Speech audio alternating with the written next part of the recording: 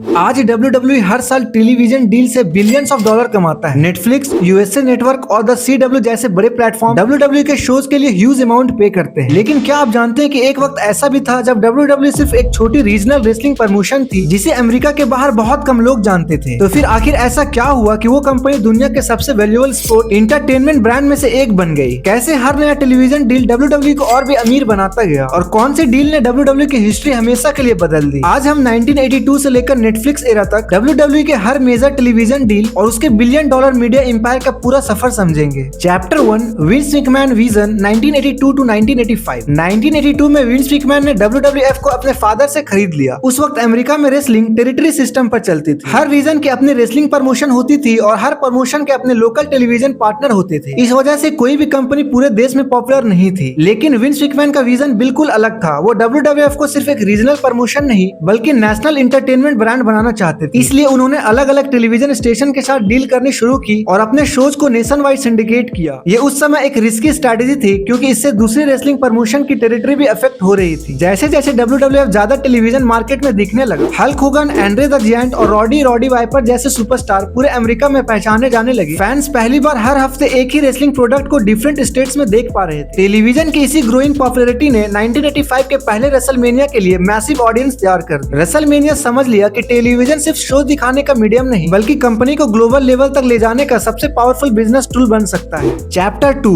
Raw and Monday Night Wars 1993 to 2001। 11 जनवरी 1993 को Monday Night Raw USA network पर launch हुआ। ये WWE का पहला फ्लैगशिप वीकली शो था और traditional pre recorded wrestling programme से काफी अलग था। लाइव ऑडियंस, अनप्रेडिक्टेबल मोमेंट्स और इंटरटेनिंग स्टोरी लाइन की वजह से रॉ जल्दी फैंस के लिए हर मंडे देखना जरूरी शो बन गया। लेकिन 1995 में कंपटीशन और भी टफ हो गया। जब WCW ने मंडे नाइट लॉन्च किया, दोनों शोज एक ही टाइम स्लॉट में एयर होते थे और इसी राइवलरी को बाद में मंडे नाइट वॉर्स के नाम से जाना गया। हर हफ्ते दोनों कंपनीज रेटिंग, व्यूअर्स और टॉप सुपरस्टार के लिए कम्पीट करती थी। शुरुआत में WCW में हल्क होगन, केविन नैश और स्कॉट हॉल जैसे बड़े नेम्स की वजह से रेटिंग में लीड बना, लेकिन WWE ने एटीट्यूड एरा के थ्रू गेम ही बदल। Stone Cold Steve Austin, the Rock, Triple H और डी जनरेशन एक्स जैसे सुपरस्टार ने कंपनी की पॉपुलैरिटी को नए लेवल तक पहुंचा दिया। स्टोरी लाइन ज्यादा अनप्रेडिक्टेबल और इंटरटेनमेंट फोकस बन गई जिससे मिलियंस ऑफ फैंस हर वीक रॉ देखने लगे। आखिरकार 2001 में WWE ने WCW को सिलेक्टेड एसेट्स एक्वायर कर लिए और इस डिसीजन के साथ मंडे नाइट वॉर्स ऑफिशियली खत्म हो गई और WWE टेलीविजन इंडस्ट्री के सबसे डोमिनेट रेसलिंग कंपनी बनकर उभरी। ये जीत सिर्फ एक राइवलरी कंपनी पर विक्ट्री नहीं थी बल्कि WWE के मीडिया एम्पायर के फाउंडेशन को भी और मजबूत बनाने वाला टर्निंग पॉइंट था। Chapter 3, WWE becomes a TV giant 2000 to 2018। 2000 में रॉ यूएसए नेटवर्क से TNN पर शिफ्ट हुआ जो बाद में स्पाइक टीवी के नाम से जाना गया। ये मूव दिखाता है कि मेजर टेलीविजन नेटवर्क अब WWE के एक वैल्यूएबल वीकली प्रॉपर्टी के रूप में देखने लगे थे। फिर 2005 में रॉ दोबारा यूएसए नेटवर्क पर वापस आ गया जहां उसने अपनी स्ट्रॉन्ग व्यूअरशिप को और मजबूत बनाया। इसी दौरान स्मैकडाउन ने भी UPN, the CW, my network TV और साईफाई जैसे कई बड़े नेटवर्क्स पर सफर किया। हर नेटवर्क चेंज के साथ WWE की ऑडियंस और बिजनेस रीच बढ़ती गई। चाहे चैनल बदला हो लेकिन WWE की लॉयल फैन बेस हर हफ्ते उससे शो को फॉलो करती थी। 2000 और 2010 में WWE ने सिर्फ अमेरिका ही नहीं बल्कि इंटरनेशनल टेलीविजन मार्केट में भी अपनी प्रेजेंस एक्सपैंड की। कंपनीज की वीकली शो दुनिया के कई कंट्रीज में ब्रॉडकास्ट होने लगे जिससे WWE एक ट्रूली ग्लोबल एंटरटेनमेंट ब्रांड बनने लगी। अब टेलीविजन नेटवर्क समझ चुके थे कि WWE के पास एक कंसिस्टेंट और लॉयल वीकली ऑडियंस है। इसी वजह से हर नए मीडिया राइट्स एग्रीमेंट की वैल्यू पहले से ज्यादा बढ़ने लगी। टेलीविजन राइट्स धीरे धीरे WWE के सबसे इंपॉर्टेंट रेवेन्यू सोर्सेस में से एक बन गया और कंपनी एक रीजनल रेसलिंग प्रमोशन से ग्लोबल टीवी जायंट में ट्रांसफॉर्म हो गई। Chapter 4, billion dollars deal 2018 to 2025। 2018 में WWE ने अपनी हिस्ट्री का सबसे important media rights agreement announce किए। रॉ यूएसए नेटवर्क्स पर ही रहा जबकि स्मैकडाउन ने अक्टूबर 2019 में फॉक्स पर मूव किया। दोनों डील्स की कंबाइंड वैल्यू पहले के टेलीविजन कॉन्ट्रैक्ट से काफी ज्यादा थी जिससे WWE के एनुअल मीडिया राइट्स रेवेन्यू में एक मैसिव जंप आया। स्मैकडाउन का फॉक्स जैसे मेजर ब्रॉडकास्ट नेटवर्क पर जाना भी एक बड़ा माइलस्टोन था। इससे WWE को और ज्यादा मेन स्ट्रीम एक्सपोजर मिला और ये प्रूव हुआ कि टेलीविजन नेटवर्क्स WWE को सिर्फ रेसलिंग शो नहीं बल्कि एक वैल्यूएबल लाइव एंटरटेनमेंट प्रॉपर्टी के रूप में देख रहे थे। 2021 में WWE ने स्ट्रीमिंग की तरफ भी बड़ा कदम उठाया जब यूएस में WWE नेटवर्क का कंटेंट पीकॉक पर शिफ्ट कर दिया गया। इस पार्टनरशिप ने WWE के ट्रेडिशनल टीवी के साथ साथ स्ट्रीमिंग ऑडियंस तक भी पहुंचने का मौका दिया और कंपनी के बिजनेस मॉडल को और डाइवर्सिफाई कर दिया। फिर जनवरी 2024 में WWE ने एक और हिस्टोरिक अनाउंसमेंट की। कंपनी ने रिवील किया कि जनवरी 2025 से मंडे नाइट रॉ अब से नेटफ्लिक्स पर स्ट्रीम होगा। ये लगभग 10 साल और $5 बिलियन का एग्रीमेंट था जो WWE हिस्ट्री के सबसे बड़े मीडिया राइट्स डील में से एक बन गया। ये डील सिर्फ रॉ का एक नया होम नहीं था बल्कि WWE के बिजनेस मॉडल में एक मेजर शिफ्ट भी था। इसने दिखाया कि स्ट्रीमिंग प्लेटफॉर्म अब लाइव स्पोर्ट्स एंटरटेनमेंट में भी हेवी इन्वेस्टमेंट करने के लिए तैयार है और WWE उस चेंज का सबसे बड़ा बेनिफिशियरी बन चुकी थी। Chapter 5 Netflix era and the future of WWE। आज WWE एक ऐसा दौर में पहुंच चुकी है जहां ट्रेडिशनल टेलीविजन और स्ट्रीमिंग प्लेटफॉर्म दोनों उसके बिजनेस का इंपॉर्टेंट हिस्सा है। मंडे नाइट और नेटफ्लिक्स पर स्ट्रीम होता है, स्मैकडाउन यूएसए नेटवर्क पर ब्रॉडकास्ट होता है और NXT द CW पर एयर